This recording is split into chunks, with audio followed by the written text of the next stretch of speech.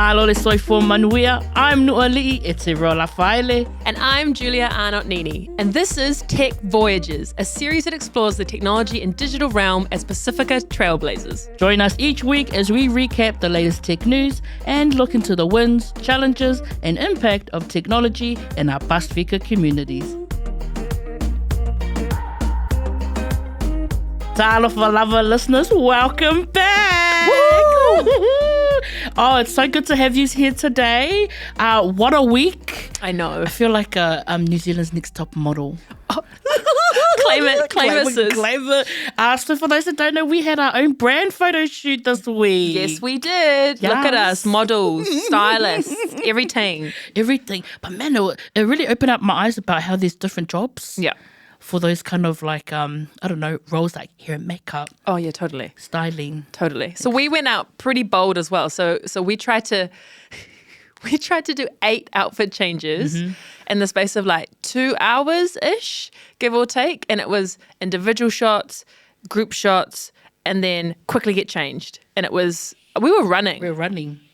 Yeah. And I mean, for me, I was running out of poses.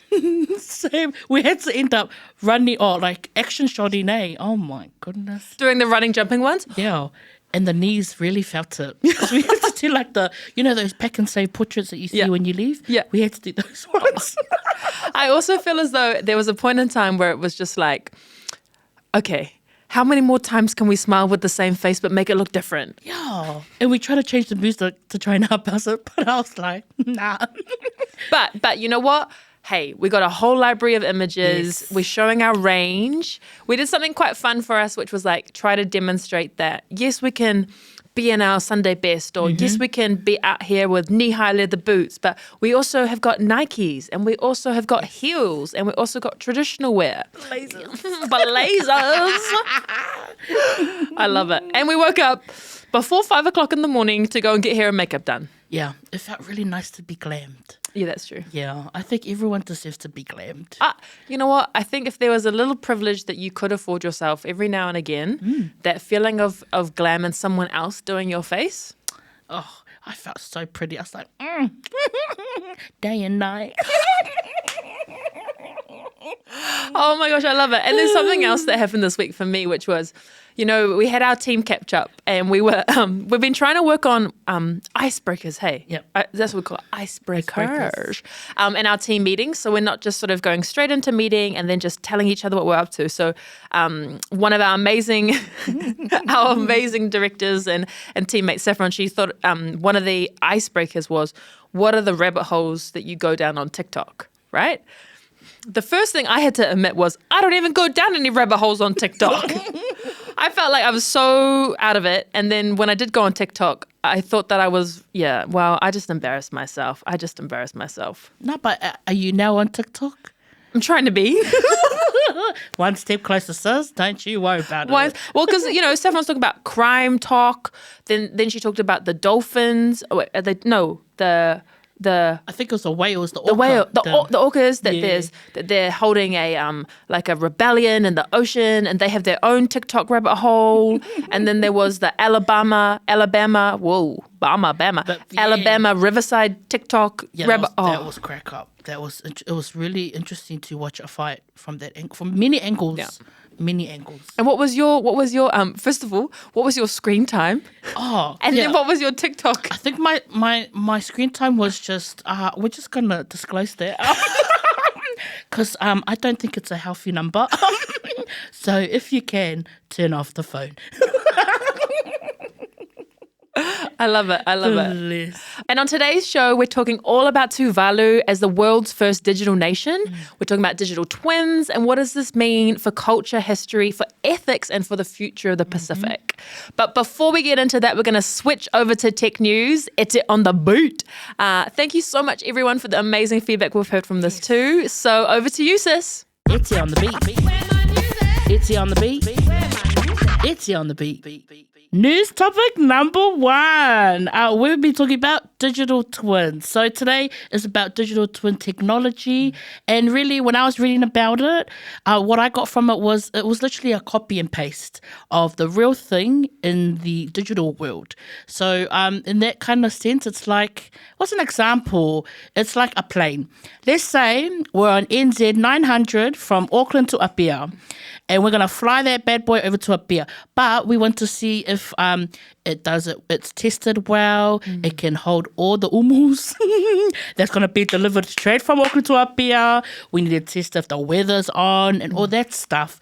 So with that example, we would replicate or copy and paste that in the virtual world. Nice. So that's our AKA virtual twin. Yes. But it was real interesting because if you do the whole twinning thing, it really cuts costs because let's say if you try and test it in the real life, you've got to buy all the umu boxes, get all the people on, get other people to fill the plane with gas and all that stuff. So I think it's trying to cut costs to test and also to see if the plane's going to work well in the climate. You know, Samoa and New Zealand, very different climate. Yeah, I hear you. So it's just trying to test if all that stuff is going to work well. And I think learning from it, I was really shocked because I want to do a virtual twin of myself, you know? Oh, but do you? I don't know, but I just want to see say like, if I eat too much of this, what would I look like? If I don't eat this much, what would I look like? Beautiful and beautiful. Thank you. Okay? Beautiful and beautiful. But it's kind of interesting because, like, you know, I put like 2 industries in one go there. Like, well, I mean, to be honest, sis, I'm actually going to say digital twins, it works well if the outcome is easy and it's predictable. So, like, for example, with a plane, the outcome or the goal you're trying to achieve with a plane is to go from point A to point B. There's no other option really that you're trying to achieve. It's just, can you get from point A to point B? And then predicting that becomes easy because there's data points that you're able to create predictions from, which are very clear. But for example, if we were to be able to create a digital twin of Tamaki Makaurau, for example, and we wanted to test, how do we make Tamaki Makaurau more loving? You can't create scenarios for that. It has to be like tangible things. Exactly, because it's got to be things that again are fixed.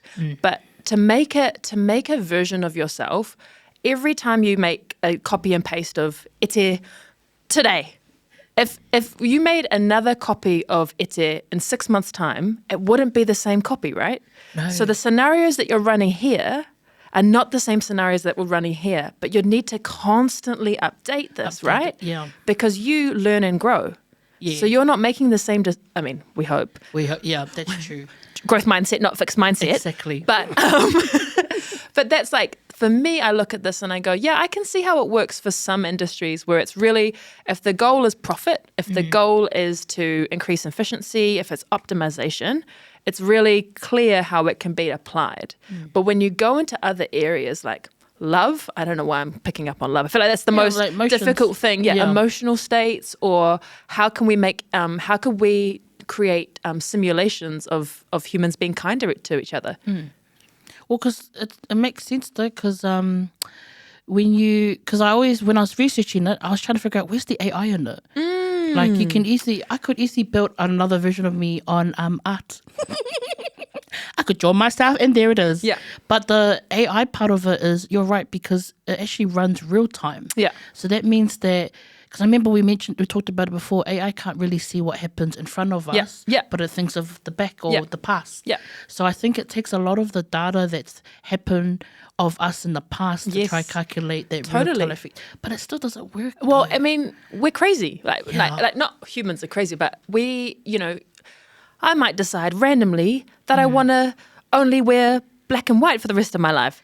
If they were taking the data points of Julia's outfits from 30 years, they wouldn't be able to predict that. But I can be unpredictable. And you know the movie on Netflix, Heart of Stone? No, tell me more. Oh, so everyone should watch Heart of Stone because it gives, there's like this, I don't know, I think it's called The Heart. The heart. Yeah. The heart is this like quantum, blah, blah, blah, blah, blah. Anyway, I love that, blah, blah, blah. And basically she is a fighter. or an agent, and the heart calculates how she should respond to any situation. And the heart's like, take this path to fight this bad person, or take this path to fight that bad person. And it overlays it into the real world. But she goes off and she's like goes rogue because her intuition is telling her a different thing from what obviously the heart is basing the data from the past. And it turns out the heart was wrong because it went for what's predictable. But the bad guys could know that the heart's going to tell her to do the predictable. You see what I mean? Even I'm mind blown as I'm saying this out loud.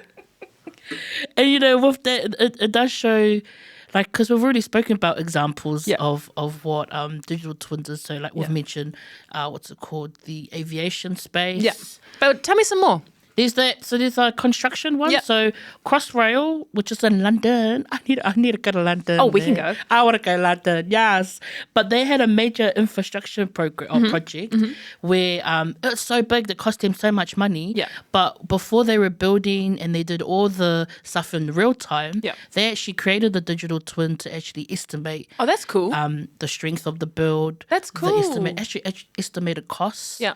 And also to see how it would run through different climate. That's awesome. So, like, I was like, oh my gosh. Well, I guess, again, the applications of it, there are definitely applications and there's limitations, right? Yeah. Because you could also see that for architecture, and I think that's another key area that a lot of use cases are coming around modeling, around understanding waste disposal of certain things as well, like what's going to be the cost of waste, which is also really clever.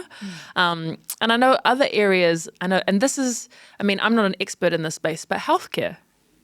Right? Healthcare seems to be another area where the digital twins are being applied. Yeah.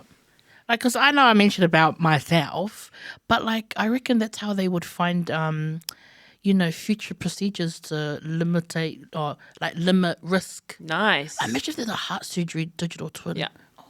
But do you know what? Imagine if your health data that was making your digital twin got hacked into. And, like, that's the other component to it, right? Is like there's so much sensitivity when we get to that human layer. Yeah. And how do you protect that? How do you mitigate for the increased cyber attacks? Or, again, jumping way, way, way ahead, we could create a digital twin of ourselves. What if that digital twin, like, got hacked and then was overlaying all of our decisions in the real world, or we got into a fight with our own digital twin, but the digital twin had more power and had access to all of our, I don't know, I'm going a bit crazy. I'm definitely on one. This is definitely taking me, I might not be on TikTok rabbit holes, but I'm on this rabbit hole. Because it feels like that movie Us. Yes. Oh my gosh. If I had another digital twin, yeah.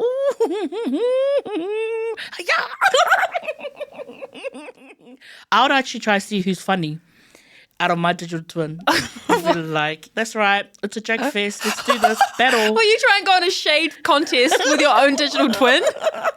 Yes, because I'm like, I'm the better one. Okay. Hey, but how do you think that would go down? So if your digital twin was using everything from your past, how would you stay fresh? How would you keep it novel? I think one, I'm alive, and two, I don't know, because that's what makes us, like, I think my superpower is just we're just always on top. Like, there's always, we're always jumping. Yeah. Like, they'd be like, we got range. Yeah, you can't put a ceiling on us. But all they've got is just but that's hard, when they've got all the info of your past, and I'm like, oh, they can bomb me out because they know me. Yeah, because they'll know your next move. They'll be trying to predict your next move. Exactly. Oh, imagine if they came dressed like me. But do you know what? Imagine if in politics, so this is a crazy example. So we're coming into election year this year, right? Yeah. So if you created a digital twin of the city and you were to be able to pick up what's the sentiments towards different politicians and what they were standing for, you wouldn't need elections because they'd be able to predict what society is going to vote for or not vote for, and they'd run. I know all these simulations around if we put this person in power, how would this work? If this was a policy, what would this work? What would the reaction be? And, like, how messed up is that? Because it's all based on our behaviors from the past. We can't change our mind. Oh my gosh. Wow. That is the news from Eti on the Beat. I hope you learned a lot about digital twins because we definitely did too. Yes. Eti on the Beat. Eti on the Beat. On our Talanoa today, we're going to be talking about Tuvalu, the world's first digital nation. And this is it is a heavier one for us, obviously, as Pacific people, as tangata moana, because it's really pertinent and critical to what the current context is around climate change for our Pacific Islands. Yeah. And, it is something that is both, you can see the advancement of technology, but you can also see the heaviness and the reality of how did we get here? Yeah, exactly. And why are we here? Yeah. So maybe we can start there. And we do want to, I don't necessarily want to say it's a trigger warning, but just the sensitivities around this, because we recognize that, this is our, as people of the diaspora, of the Pacific diaspora, we're based here in New Zealand. We don't always know the full lived experiences of all of our Pacific communities back in the Pacific region as well. So, just our hearts going out to our wider community as we discuss this topic and as we shed light on both the technology innovation of digital twins, but then also the harsh reality. Yeah. Good call, sis. Yeah. So maybe we'll start with, what's happening in Tuvalu, sis? Like, what's actually happening in Tuvalu at the moment? Well, to say it very simple is the seafloor is rising, and it means that our beautiful island of Tuvalu is disappearing every year now, like a small fraction. And Tuvalu is an example. There's Tokelau. Tokelau is also sinking as well. So it's hard to say that our islands are sinking, and it's all caused from climate change. And it's interesting because it's not just Tuvalu that is partaking; it's a whole world problem. Yeah. But it's just something that is very sad, because if the island is sinking, then the people leave the island. And, while we're trying to bring generations of our people in the islands, it's going to be hard to refer back to their tūranga waiwai, their identity, when the island isn't there anymore. So what's really happening and rising the news is the Minister Kofi did this real cool, it wasn't cool because it was him really telling everyone in the UN that Tuvalu is reaching a crisis. And everyone's thinking, oh, wow, he's because the pulpit was on the island on the ocean. And that itself was like, wait, what? Because he was in the water, wasn't he? He was in the water. Wow. And all of us thinking, okay, that's Tuvalu, that's where he is. But when the camera pans out, he's actually on the digital twin. And then that itself was like, wait, so where's Tuvalu? Like, so that it was a very strong message to show that the islands are changing because of climate change, but also this is another solution. Yeah. Which is kind of like exciting, but also I think it's a good place to start discussion, eh? Well, for me, I naturally want to go to who and how did they create this digital twin, right? Like, the need is clear. The need of, in terms of not wanting to lose their history, their stories. You can only capture so much of a story through a digital twin, right? Yeah. But trying to capture the land itself through a digital twin, I can understand why they might decide to do that in terms of wanting to preserve. But who actually and how did they create that? Yeah. A consultancy firm. Because it would be so exciting if it was our own people that built it. But yes, it was the monkeys, I think, were a part of it. Yeah. Yeah. And there were other arms as well that was part of building, which is great that they're supporting our beautiful island nations. But you're right, it's who is building this for them. And I think for me, like, partnership is critical because right now we might not necessarily have the capability to create that kind of technology solution. And so partnering with consulting firms and sort of creative and digital and agencies is sort of a reality. But what that means is who's representing us in creating that technology solution. So there must be, we would only ever hope that there's deep collaboration between the community itself and with those with the professional skills. But one of the things that made me feel slightly uncomfortable as this started to come out was that the agency itself constantly talked about the awards it was winning. So like on LinkedIn, there was like, we won this award and now we've won another award. And it's like, you're winning awards of our dying bodies. Yeah. Like trying to find the balance or the sensitivity around, I understand that professionally you have now been recognized for the significance of this work, which was, again, a world's first. However, it's a world first not because we want it to be. We don't want Tuvalu to have a digital twin, right? Yeah. It's not what we want. No. But it's the reality and kind of, again, having that mindfulness around, yeah, I get it, you're winning heaps of awards and maybe you got new clients and this helps you increase your profit margins by having more awards on your shelves, like all of that. But also, how did you engage with a community and ensure that skills were passed on to upkeep the digital twin? Or have you gone into creating pathways so that, if this is the reality where the livelihoods are going to be lost, how have you thought about beyond this just moment and this transaction of creating this technology solution? And I think even then that brings up all sorts of ethical considerations and just considerations around the use of the tool, which is technology, and how do we stay and become the creators and the controllers of it, not just the consumers and contributors. Yeah, because it's like another factor to it is the ancestral knowledge. And I think it really blends into the ethical pieces. Are you accessing that to all of Tuvaluans? Because, there will always be a new wave of Tuvalus that will be coming, and if they're holding it, like, are you giving them I remember you said the word, it's got to do something with the royal sovereignty. Yeah. Totally. Yeah. I mean, data sovereignty, story sovereignty. Yeah. And again, like the limitations of, it's not the goal to be able to allow us to be able to engage with our ancestral lands through the virtual world. That's not what we're trying to do here. No. We really want to think about what's the root cause of climate change. And I totally, and again, it's not for me to decide because when I'm not in that state or I'm not part of that current landscape. It's more that how do we balance accessing the tool and using the tool to retain and preserve what we can, whilst also dealing with the root cause of what's actually going on, and how do we become the controllers of that?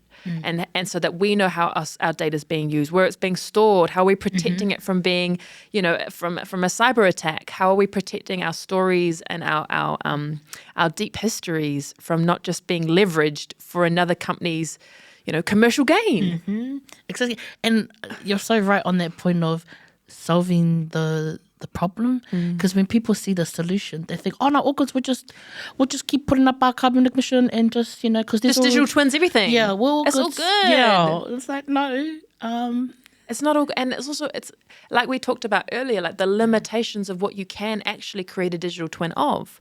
You're not going to be able to create a deep a digital twin that has all of the intangibles, all of the small things that would have occurred. Like there's going to be limitations to how the tool can be applied. Because our people, we connect with the land. How am I gonna connect to a pixel? Like that's the stuff that makes. Can you say that again? Because that was like mic drop of drop of drop. Yeah, like how am I meant to connect with the pixels? If one breaks, where am I? And I think that's the hard transition. And oh man, it's a hard topic, eh? And it is. And when I think of that, because we're always connected to the sea, the mountains, the rivers, the trees, but and I know that it stores our ancestral knowledge, but will it still have the ancestral power? Because like they'll be like, oh yeah, we'll do a hologram of one of the chiefs. It's like, no, that's not the point. It's. Do you know, on the flip side though, sis, what I will say is that to see representatives of our, tangata Moana community be trailblazers in the use of this technology, that is something that is so admirable and so inspirational too, in the sense that we are pioneers of technology, and there was versions of us being pioneers of technology centuries ago, and we're here today. And although we might not know all of the ways of how to do it. For example, we do need to partners with others that have other resources and capabilities. At the end of the day, too, we are, to think that Tuvalu is one of the, the smallest islands, and this is their first step where they literally, created such an impact at that forum at COP27. Yeah. That's the power of smallness, but it's so much bigger. It's so much, and the ripple effects of that are enormous. Tsunami enormous. But no one's hurt in the tsunami. Oh no, it's going that way. Yeah, okay. It's going the other way. I mean, how do you feel about this for the reality of our Pacific region, right? So we're kind of zooming into one example that's happened, that's here, and we've kind of discussed that. But how do you feel about, like, if it came up? I mean, you hold a Magai title, and if it came up that your village, for example, needed to think about this, how do you think you might? And I know it's a really big question to ask, so I don't expect you to have a perfect answer, but how do you think that might be discussed or navigated, right? Yeah, exactly. Oh, it would, because a lot of our islands are evolving. There are still traditional ways, but things have changed. There are abilities. There are some rules that can be flexible, but I think for something like that, it has to be a whole generation up front. It can't just be our elders, because our elders still need our help to try and navigate this digital world. But something that magnitude will create fear, will create a sorrow and sadness, because this is land is a very sacred thing for all of us, or for many of us. So I think it's building on the old, but also relying as well with the new. It's bringing the two together. But I could just see it. It would be a hard time, because a lot of the villages have their own systems. So it depends on areas that are getting affected, but one is the unity of us as well, and how we're meant to tackle climate change. And I think Tuvalu really does that well. They know that this doesn't just affect a certain village, it actually affects the whole country.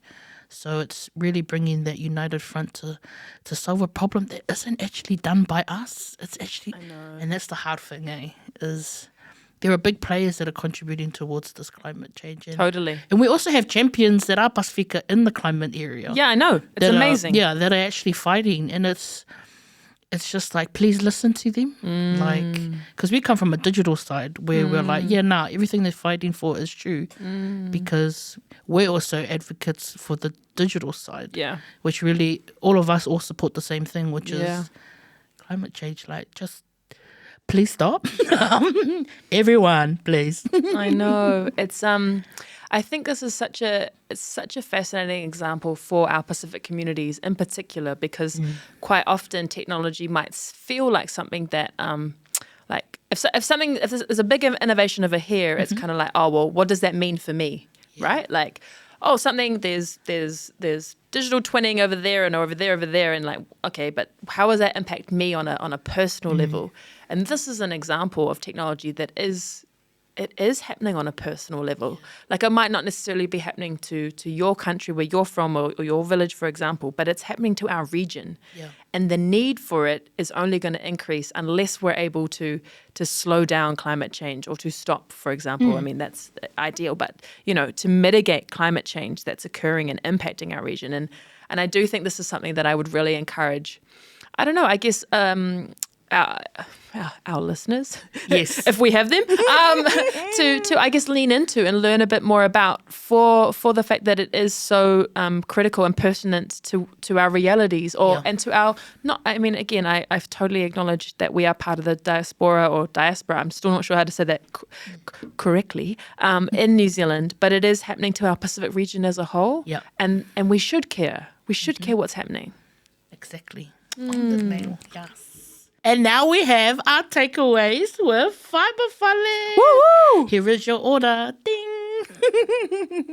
Number one. Yes. My takeaway number one is, how do we harness technology and upskill ourselves to be the creators and the controllers, not just the consumers.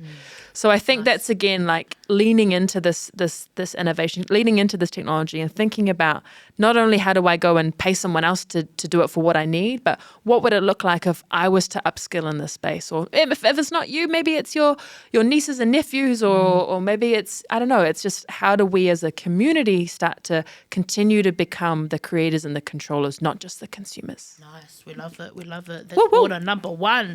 Woohoo. Order number 2 is protect your ancestral knowledge.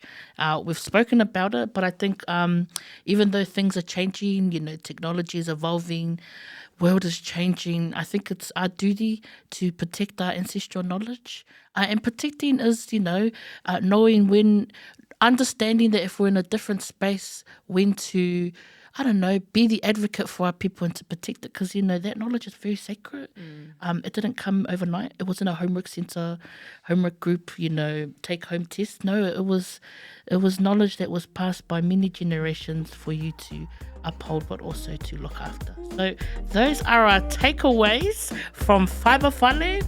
Here are your 2 orders, and we hope you use them wisely. Yes!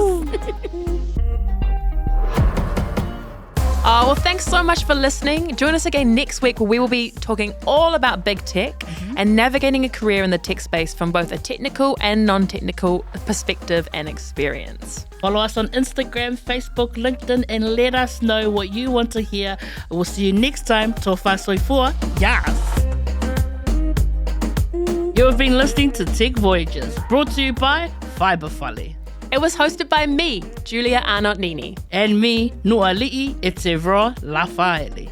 If you enjoyed this episode, make sure you're following Tech Voyagers on your favourite podcast player so you get new episodes as soon as they land. Join the Talanoa and let us know your thoughts using hashtag Tech Voyagers on all socials.